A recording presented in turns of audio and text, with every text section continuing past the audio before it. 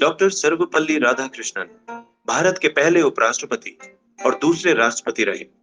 वे भारतीय संस्कृति के संवाहक, प्रख्यात शिक्षाविद, महान दार्शनिक और एक आस्थावान हिंदू विचारक थे। उनके इन्हीं गुणों के कारण सन 1954 में भारत सरकार ने उन्हें सर्वोच्च सम्मान भारत रत्न से अलंकृत किया था। उनका जन्मदिन 5 सितंबर भारत में शिक्षक दिवस के रूप में मनाया जाता है। डॉक्टर राधाकृष्णन का जन्म तमिलनाडु के तिरुतनी ग्राम में 5 सितंबर 1888 को हुआ था, जो तत्कालीन मद्रास से लगभग 64 किलोमीटर की दूरी पर स्थित है। जिस परिवार में उन्होंने जन्म लिया वो एक ब्राह्मण परिवार था। उनका जन्म स्थान भी एक पवित्र तीर्थ स्थल के रूप में विख्यात रहा है। डॉक्टर राधाकृष्णन के पूर्वज पहले कभी सर्वपल्ली नामक ग्राम में रहते थे और 18वीं शताब्दी के मध्य में वे तिरुतनी ग्राम की ओर स्थानांतरित हो गए। लेकिन उनके पूर्वज चाहते थे कि उनके नाम के साथ उनके जन्म स्थान का नाम भी जुड़ा रहे। इसी कारण उनके परिजन अपने नाम के पहले सर्वपल्ली लगाने लगे। डॉक्टर राधाकृष्णन एक गरीब किंतु विद्वान ब्राह्मण की संतान थे। उनके पिता का नाम सर्वपल्ली वीरास्वामी और माता का नाम सीता अम्मा था। उनके पिता राजस्व विभाग में काम करते थे। उन पर बहुत बड़े परिवार के भरण पोषण का दायित्व था। वीरास्वामी के 5 पुत्र और एक पुत्री थी और राधाकृष्णन इन सभी संतानों में दूसरे स्थान पर थे। उनके पिता काफी कठिनाइयों के साथ परिवार का निर्वहन कर रहे थे।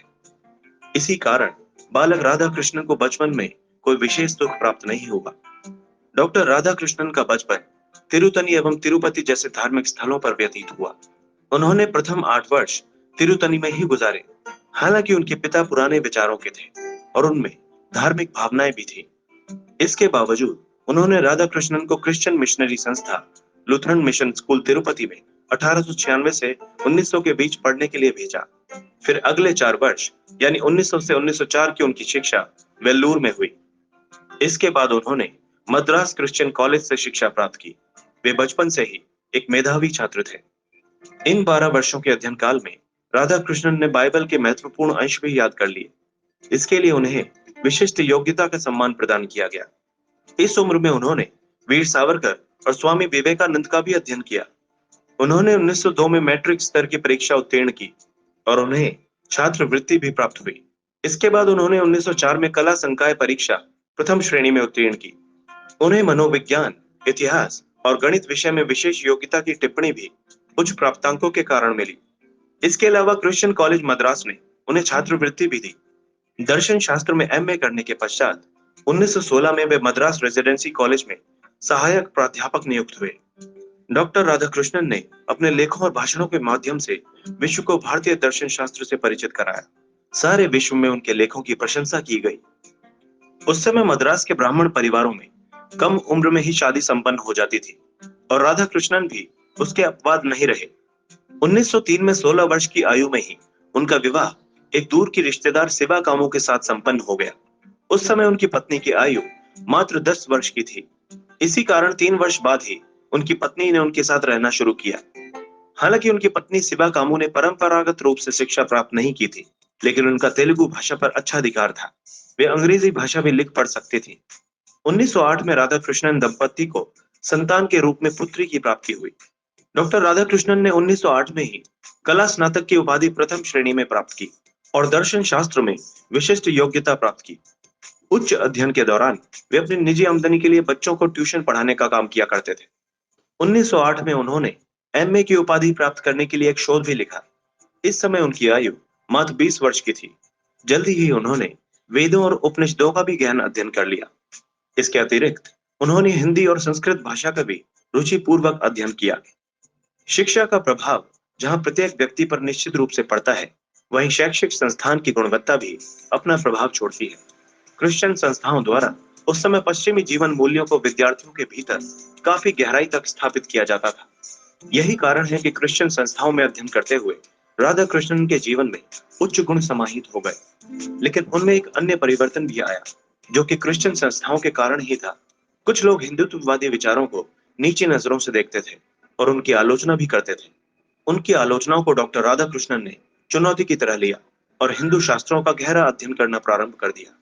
दरअसल डॉक्टर राधाकृष्णन ये जानना चाहते थे कि वस्तुतः किस संस्कृति के विचारों में चेतनता है और किस संस्कृति के विचारों में जड़ता है।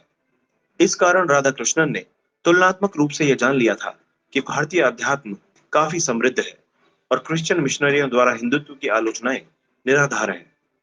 इससे उन्होंने ये निष्कर्ष निकाला कि भारतीय संस्कृति धर्म, ज्ञान और सत्य पर आधारित है, जो कि प्राणी को जीवन का सच्चा संदेश देती है। डॉक्टर राधाकृष्णन समूचे विश्व को एक विद्यालय मानते थे। उनका मानना था कि शिक्षा के द्वारा ही मानव मस्तिष्क का सदुपयोग किया जा सकता है। अतः विश्व को एक ही इकाई मानकर शिक्षा का प्रबंधन करना चाहिए। ब्रिटेन के एडिनबरा विश्वविद्यालय में दिए अपने भाषण में डॉक्टर सर्वपल्ली राधाकृष्णन ने कहा था, मानव को एक होना चाहिए। मानव इतिहास का संपूर्ण लक्ष्य, मानव जाति की मुक्ति तभी संभव है जब देशों की नीतियों का आधार पूरे विश्व में शांति की स्थापना का प्रयत्न हो। डॉक्टर राधाकृष्णन अपनी बुद्धि से परिपूर्ण व्याख्याओं, आनंददायी अभिव्यक्तियों और हल्की गुदगुदाने वाली कहानियों से छात्रों को मंत्रमुग्ध कर देते थे। उच्च नैतिक मूल्यों को अपने आचरण में उतारने की प्रेरणा वे अपने छात्रों को भी देते थे। वे जिस भी विषय को पढ़ाते थे, पहले स्वयं उसका गहन अध्ययन किया करते थे। दर्शन जैसे गंभीर विषय को भी वे अपनी शैली से सरल, रोचक और प्रिय बना देते थे। 1909 में 21 वर्ष की उम्र में डॉक्टर राधाकृष्णन ने मद्रास प्रेसिडेंसी कॉलेज में जूनियर लेक्चरर के तौर पर दर्शन शास्त्र पढ़ाना प्रारंभ किया। यहाँ उन्होंने 7 वर्ष तक न केवल अध्यापन किया, बल्कि स्वयं भी भारतीय दर्शन और भारतीय धर्म का गहराई से अध्ययन किया। इस समय उनका वेतन मात्र 37 रुपए था। 1912 में डॉक्टर सर्वपल्ली राधाकृष्णन की मनोविज्ञान के आवश्यक तत्व शीर्षक से एक लघु पुस्तिका भी प्रकाशित हुई, जो कक्षा में दिए गए व्याख्यानों का संग्रह था। इस पुस्तिका के द्वारा उनकी यह योग्यता प्रमाणित हुई कि प्रत्येक पद की व्याख्या करने के लिए उनके पास शब्दों का अतुल्य भंडार तो है ही, उनकी स्मरण शक्ति भी अत्यंत विलक्षण है। जब डॉक्टर राधाकृष्णन यूरोप व अमेरिका प्रवास से पुनः भारत लौटे, तो यहाँ के विभिन्न विश्वविद्यालयों ने उन्हें मानद उपाधियां प्रदान कर उनकी विद्वत्ता का सम्मान किया। 1928 की सर्दियों में इनकी प्रथम मुलाकात पंडित जवाहरलाल नेहरू से उस समय हुई जब वे कांग्रेस पार्टी के वार्षिक अधिवेशन में सम्मिलित होने के लिए कलकत्ता आए हुए थे। हालांकि सर्वपल्ली राधाकृष्णन भारतीय शैक्षिक सेवा के सदस्य होने के नाते किसी भी राजनीतिक संस्करण में हिस्सेदारी नहीं ले सकते थे, लेकिन फिर भी उन्होंने इस नियम की कोई परवाह नहीं की और भाषण दिया। 1929 में इन्हें लेक्चर देने के लिए मैनचेस्टर यूनिवर्सिटी द्वारा आमंत्रित किया गया। इन्होंने मैनचेस्टर व लंदन में कई लेक्चर दिए। इनकी शिक्षा संबंधी उपलब्धियों के दायरे में कई संस्थानिक सेवा कार्यों को देखा जा सकता है। जैसे ये सन 1931 से 36 तक आंध्र विश्वविद्यालय के वाइस चांसलर रहे। ऑक्सफोर्ड विश्वविद्यालय में 1936 से 1952 तक प्राध्यापक रहे। कलकत्ता विश्वविद्यालय के अंतर्गत आने वाले जॉर्ज पंचम कॉलेज के प्रोफेसर के रूप में 1937 से 1941 तक कार्य किया। सन 1939 से 1948 तक काशी हिंदू विश्वविद्यालय के चांसलर रहे। 1953 से 1962 तक दिल्ली विश्वविद्यालय के चांसलर रहे। 1946 में यूनेस्को में भारतीय प्रतिनिधि के रूप में अपनी उपस्थिति दर्ज कराई। 1952 में सोवियत संघ के आने के बाद डॉक्टर राधाकृष्णन उपराष्ट्रपति निर्वाचित किए गए। संविधान के अंतर्गत उपराष्ट्रपति का नया पद सृजित किया गया था। पंडित जवाहरलाल नेहरू ने इस पद के लिए राधाकृष्णन का चयन करके लोगों को चौंका दिया था। सभी को आश्चर्य था कि इस पद के लिए कांग्रेस पार्टी के किसी राजनीतिज्ञ का चुनाव क्यों नहीं किया गया। उपराष्ट्रपति के रूप में राधाकृष्णन ने राज्यसभा में अध्यक्ष का पदभार भी संभाला। हमारे देश के दूसरे राष्ट्रपति डॉक्टर सर्वपल्ली राधाकृष्णन के जन्मदिन 5 सितंबर को प्रतिवर्ष शिक्षक दिवस के रूप में मनाया जाता है। इस दिन समस्त देश में भारत सरकार द्वारा श्रेष्ठ शिक्षकों को पुरस्कार भी प्रदान किया जाता है।